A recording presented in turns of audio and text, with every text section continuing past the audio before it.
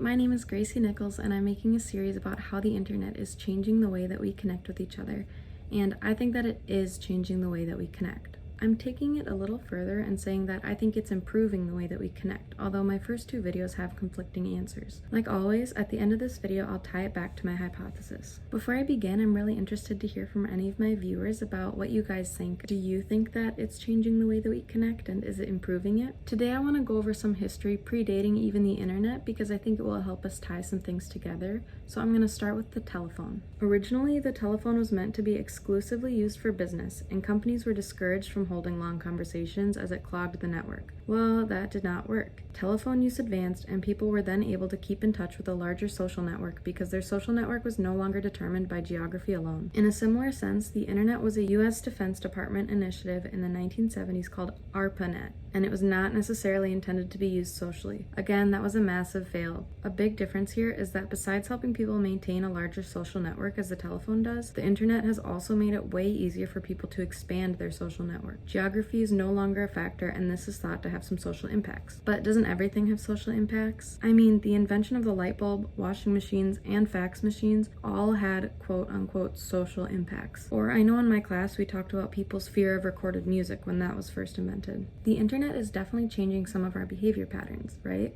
I mean, we apply for jobs online now. How does this altering the behavior patterns relate to dating? Let's look at the history of dating first. We've seen a lot of changes in dating trends since the early 20th century, and this figure represents them. You can see that heterosexual couples tended to meet through family, which is the solid line, until the majority of them met through friends, which is the diamond. Less and less of them met through their family, and meeting through the internet, which is represented by the triangle, really started to shoot up in the 2000s. To make it easier to read, I made this table of the percentages of how couples met in 1940 compared to 2010, and I just bolded the more drastic changes and highlighted the biggest category. Two things to note are that the numbers don't add up to 100 because some couples fit multiple categories, and second, that 98% of couples are heterosexual according to this article, while 2% are homosexual. If they didn't separate them into two sexualities, then we wouldn't have accurate data regarding the same-sex couples. The article also states that there weren't significant variances for female same-sex couples versus male same-sex couples, so they grouped them into one for this study. So we can see pretty clearly that meeting online initially filled a much bigger percentage of introductions between couples within the gay and lesbian population. In 2010, a higher percentage of same-sex couples met online than heterosexual couples ever had. Because a small percentage of the population is gay or lesbian, the dating market is thinner, so this study concludes that the internet has facilitated easier connections between same-sex couples by bypassing the need for geographic proximity. The advancement of the internet has assisted older couples as well. The dating market can thin out in our 30s and 40s, as most people have partnered up already. I guess by our late 30s, 80% of people have a committed partner. So online dating has become common for heterosexuals in their late 30s to meet their partner.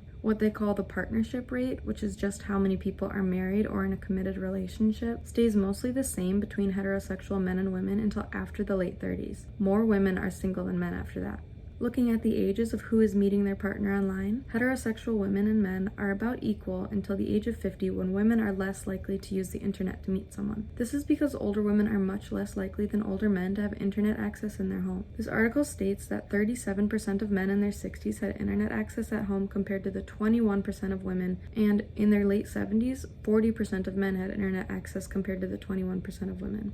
So a lack of internet access can potentially place some constraints on your ability to find a romantic partner. Moving forward, this article also examines the quality and longevity of these different kinds of relationships. What we get out of this table is that there's not a big difference in how couples rate their satisfaction in their relationship depending on how they met. So meeting online seems totally legit. The analysis concludes that couples who met through family connections have a slightly lower than average reported mean relationship quality of 4.4. Couples who met online have a mean relationship quality of 4.48, which is indistinguishable from the overall average of 4.47. Couples who met in primary or secondary school or in church are the only groups whose relationship quality is significantly higher than the average after regressions control for couples' demographic profiles.